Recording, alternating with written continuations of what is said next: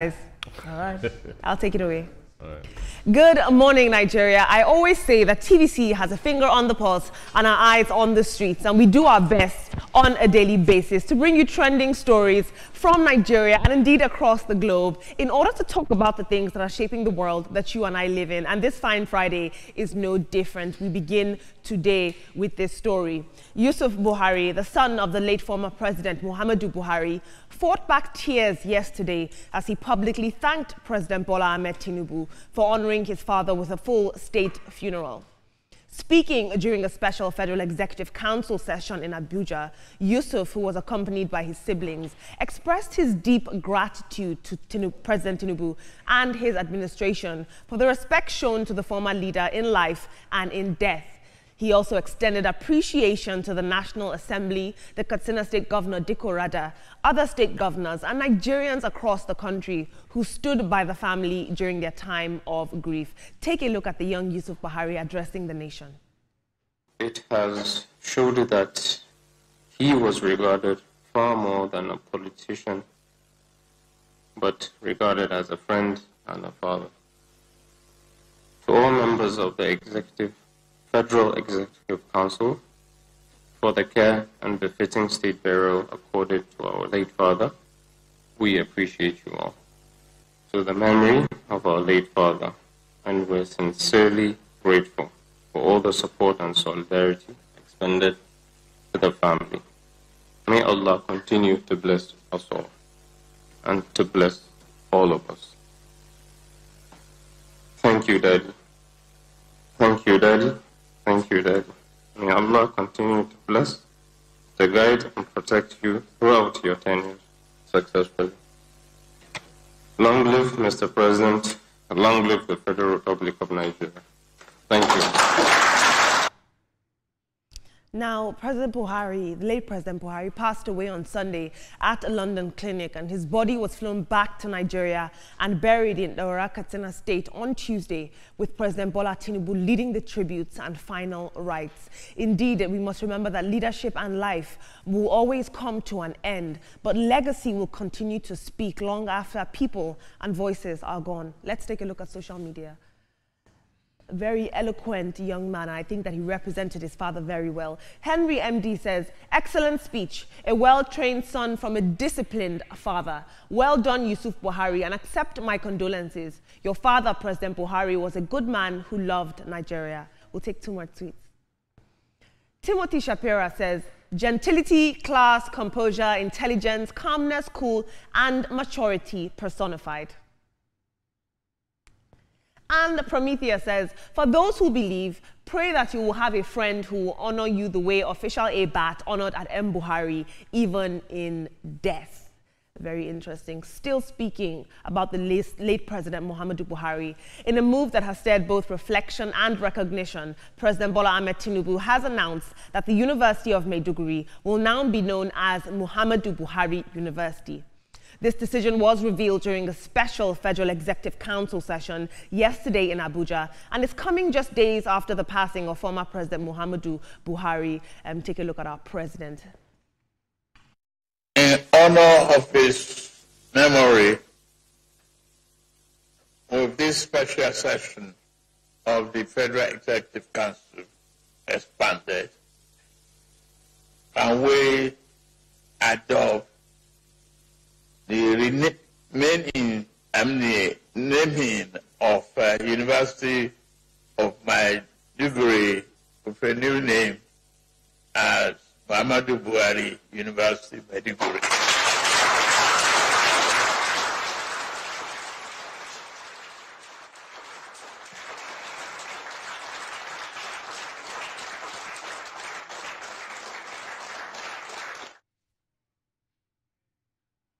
Now, according to President Bola Tinubu, this renaming is more than just symbolic. It's a gesture of national appreciation for Buhari's decades of public service. from the battlefield down to the ballot box. The late leader had strong roots in the Northeast and left a mark on both Nigeria's military and democratic evolution. And the Ministry of Education is expected to roll out formal details on the transition in the coming days. I saw a lot of sentiment online that was saying, why do we constantly rename things after late leaders? How else do we immortalize them except in our institutions and in the hallows of fame? Let's take a look at social media. 30 Cent says, a thoughtful gesture to honor the late President Buhari's legacy, especially given his efforts in restoring peace to the region. However, it's worth considering how the local community feels about this change. Will it resonate with their experiences and needs? I'm open to hearing diverse perspectives on this. Bashir Ahmed says, Muhammadu Buhari International Airport is in Borno. Muhammadu Buhari University is in Borno. While Muhammadu Buhari's roots lie in Daura Katsina, his legacy is cemented in Borno, a place where he served, defended, and built. That is a very apt point. And finally, Dr. Izu says, my question is, what tangible contributions did Buhari make towards improving the Nigerian system? Moving on from politics to the people, a disturbing video circulating online shows a violent confrontation between Nigerians living in Vietnam and Vietnamese police officers. In this footage, gunshots ring out loudly as chaos unfolds on the streets, with a lot of reports suggesting that at least one Nigerian man lost his life during this clash. Now, in the video you're about to watch, we don't know the exact cause of the altercation. It remains unclear, but some of the Nigerians in the video are alleging that they are being hunted and killed one by one, and they're claiming that the Igbo ethnic group in particular are being singled out. One visibly shaking man in the clip pleads for help, and he's accusing Vietnamese authorities of a targeted campaign to push them out of the country. Of course, this video has concerned social media, with calls for the Nigerian government to urgently investigate what led to such a breakdown in safety and diplomatic relations. But the bigger question now is, what triggered this deadly encounter, and why are Nigerian lives seemingly under threat abroad? This is very interesting. This video does a good job of highlighting the racial profiling and the tensions and the alleged targeting of African migrants in Vietnam. But I think that the retaliatory violence that we saw from Nigerians, it really doesn't do much to ease these the already terrible diplomatic relations that are going on between the Vietnam and Nigerians. I think that in order to get a lawful resolution, they're going to have to be peaceful. They are in a host country. Let's take a look at social media. Peace and War says, Nigerians often forget when they travel abroad, they are guests in someone else's country. They carry this misplaced sense of entitlement, as if the Nigerian identity should earn them special treatment, forgetting that they are foreigners with limited rights, not citizens. You can't go into another man's land, behave like you own it, and still expect to be welcome just because you're Nigerians. It doesn't work that way. Shola Matthews made this submission. He says, this is ridiculous. Humans should be treated with respect no matter what tribe they are. God protect every Igbo person everywhere. If they have issues, they should report to authorities and not take justice into their own hands. Very key. Ohimogbai says, in faraway Vietnam, and you are threatening the owners of the land, the audacity to be shouting war in a faraway foreign land just puts me off. Education is very important for anyone planning to migrate to a foreign land. Team, this is very, very troubling.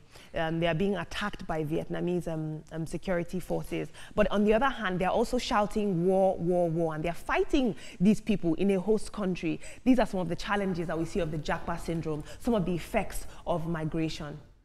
For the people that are shouting war, war, war, they should remember that the United States of America fought Vietnam, and at the end of the day, we still do not know who won. You know, so you don't go to Vietnam or any other person's country and you're shouting war and so on. The Vietnamese people are very clannish people. They are very patriotic about their traditions, their country, and so on. So we have only heard from one side. Let's hear from the Vietnamese side, and then we'll have a balance of what the story is all about. But one thing that is general is that if you are in another man's country, like it or not, you are second class. So take it easy, calm down. That's what I'll have to say. Yusuf Buhari, I like the way he spoke. You know, he caught the mood of the special FEC session. He was eloquent, spoke very well, and said the right words. That was very nice. All right, I would pick it up from there. I like the fact that Yusuf Buhari actually went to thank the president for what the president did, how it is that they gave his father a state funeral. They honored his father the way he should be honored. I like the fact that he came to appreciate that move by the president. Kudos to the family and for acknowledging the work the president did, leading the nation in days of national mourning as it is. And then for those in Vietnam, Nigerians in Vietnam, I think it's important that diplomatic levels have to step into addressing this matter. The Ministry of Foreign Affairs, NITCOM have to perhaps find out what is going on really so that we can get to the root of the matter to addressing this issue. Just yesterday, I saw another video from South Africa where they were also calling for Nigerians to return home. I think that most of these countries do not just want nationals in their country. They keep complaining that one thing or the other, services, healthcare, and all of that. And the way Nigerians are hardworking people, so when they see Nigerians working hard and are making use of their services, not taking advantage of opportunities they could have taken advantage of, they begin to feel threatened. But we do not know the root of this matter. So I think that the foreign ministry needs to step into addressing whatever is going on as we speak, because this is a diplomatic issue. Again, kudos to the president for naming UNIMAID after the late former president, Muhammadu Buhari. My condolences still go to the family of former President Muhammadu Buhari. It was a very solemn time to sit back behind the TV, not as a couch potato, but to watch the elongated session of the FEC meeting yesterday. The president really did well. Yusuf Buhari, quite eloquently, and then he caught the mood, just as you put it, Atoma. And Nigerians were watching yesterday, even those who were staunch enemy of former President Muhammad Buhari, converted yesterday to respecting the family, having a child who was not always there in Asura. Of course, we one way or the other had his name, Yusuf Buhari, and when he had accidents, I think on power bike or something, when he hit his head, and that's the guy. He's looking very handsome. I could see Olamide the other time, saying that, yeah, this guy looks very handsome. I can give you his number if you don't mind. And it became even better. You have to expose Olamide like that. Can you imagine, Veronica? It was an honest comment. I'm just doing my job. Yeah, you do your job. So, and then having to name University of Maiduguri after former President Muhammad Buhari, was a good thing. No, it's a good thing, really. But one thing we need to ask is, yes, he is honored for his service to Nigeria, militarily, politically, but we need to ask the students, how do they feel? We also need to ask the community, what do they feel? But this is a time for us to reflect, because it's a big legacy, not just to the family of Muhammad Buhari, it's also a big legacy to us all as Nigerians. How do we want to be remembered? What do we want to be remembered for? Now, going to Vietnam, it's so sad to see our patriots, Nigerian fellow citizens in other countries being treated badly. But I guess, few research that I conducted, had to do with the fact that some of them are involved in drugs, some of them criminality, some of them advance fee fraud, etc. There are so many good people doing so well in other countries.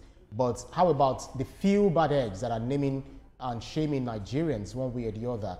We should be very, very careful the way we conduct ourselves beyond our borders. So this is the question.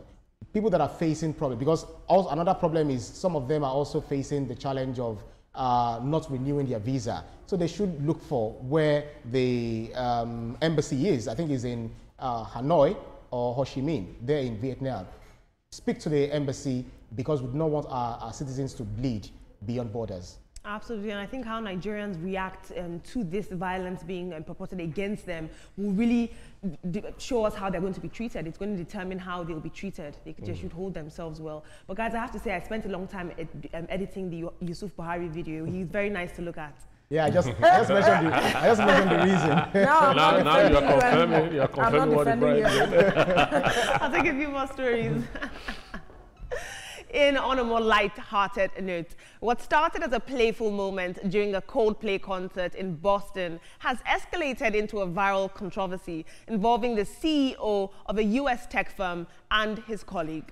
Now, during the show at the Gillette Stadium, something called a kiss cam panned to astronomer CEO Andy Byron and his company's chief people officer, Kristen Cabot, and their arms were intimately wrapped around each other. Now, as their image flashed on the big screen, Byron quickly moved away, hiding behind a barrier, while Cabot covered her face, a reaction that many people online found unusual and very shady. Of course, this footage rapidly went viral across social media, and internet users soon identified the pair. The reaction intensified once it was revealed that he's a married man with children, and his wife, Megan Byron, lives with him and their family in New York. Of course, the viral moment has since raised questions about boundaries in the workplace, the ethics of public behavior by corporate leaders, and how quickly the internet can expose or distort private relationships. Neither Byron nor Cabot has publicly addressed this incident. Nigerians online made me laugh so much with this story. They were saying, "Chakam, we don't catch you." It was so funny, but it really shows us that in the world of viral social media, 1 second, in fact 10 seconds, can unravel a reputation that took years to build. Let's take a look at social media. He was caught in the act. An astronomer is a very, very big firm. Interesting. Technology, eh? Moving on in our final story, if I can call this entertainment news. In a country where class divides remain deeply entrenched, reality star Kim Opera has found herself at the center of an online storm, all because of who she believes shouldn't be in her dating pool. Now, speaking on the BTS reality show on Thursday, the former Big Brother Naija housemate shared that she's been approached by taxi drivers and immigration officers, and to her, their confidence was audacious. Take a look at what she had to say. Taxi drivers trying to talk to me. Men have audacity, you know? Yeah, like when you travel abroad, you know how it is there. Them, they don't really care now. They can talk to anybody. Anybody is within rights of speech, you know? I've had people try to speak to me, immigration officers, they don't worry. But then the people that, you know, what you want to attract, those ones, they shy away. They shy away from trying to talk to you and whatnot. But it's even better you shy away because that means you're not for me. So it's okay. It doesn't the one that's meant for me will eventually come and will stay. So now, many people interpreted her comments as classist, and she's since drawn a lot of criticism on social media. A lot of Nigerians accused her of looking down on honest work and perpetuating elitist attitudes in dating. Still, she stood her ground and by her standards, and she wrapped up this video with a message of optimism. She says that she's holding hope that the right man will eventually come, but he should not be a taxi driver. This is very interesting. Let's take a look at social media. Small but mighty says, honestly, Kim Opera's statement is condescending. Being a public figure doesn't make you better than anyone. Taxi drivers are humans too, with dignity. This constant classism disguised as standards is a problem. Humility costs nothing. Anyone can talk to you. Respect is mutual. I will take 2 more tweets. Asha Hansel says, she's a Nigerian who just stumbled on small money and is already moving like a self-made monarch. Meanwhile, people with old European money still date whoever they like without forming. If she was actually born rich, she'd probably have people licking her shoes to earn just a high. The pride is laughable. Imagine packaging arrogance on top of crumbs. Ooh, that was a read if I ever saw one. Before I hand over to my very capable team, I'd like you guys to please chime in with the hashtag TrendingNowTVC on any social media platform. I'd love to take your tweets and opinions. I'm still holding out. Team, what's happening with Kim Opera is what I like to call the Odogu pandemic. Every young woman wants an Odogu. I blame this on that movie by Omoni Oboli. Every young woman wants an Odogu, and we risk filtering our dating life through this standard of status quo and of status. And we risk losing out on meaningful connections, but we also want to be taken care of. We want to feel financially safe. So where do you guys stand? Veronica, I wanna start with you. Don't start with me. I'm starting with you. I'm starting with you because you're the only person that can understand on this table what it is that we go through in filtering out these men. I've been toasted a few times by my security guard. Olamide, do you want us to talk or not? This is so funny, Olamide. I think that every man has a right to approach any woman he feels he has the courage to approach, but I think she needs to look the part that she wants to achieve in terms of the dating pool. If you want certain persons to approach you, then you have to act and look the part. Then those kinds of persons will come for you. I believe she will get them if she does that. Exactly what I think. I think you said it all. And so for Byron, we don't catch you. Simple. And one thing I would say to the ladies that feel that men are not up to their standards, if he can't take care of you, look for a job. Oh, Ibrahim. Ibrahim has just ended the show. That's it. That's it. Exactly. Don't look for another man. Just look for a job. Okay. Calm down. It's a Friday. We should live on a good note. What if I don't want to work? What if I want to chop my money and chop your money? You want to be a trophy wife? It's not my money you will chop. It's not my money you will chop. We have ended the show, guys. Ibrahim, you just ended the show. Thank you so much. That's it. And we must let you know that the views and reaction of all our resource persons are theirs and have no connection with TVC News. Up next is Your View with the Ladies, and afterwards this morning with Yori Folarin. Stay safe. Have a lovely weekend. Bye.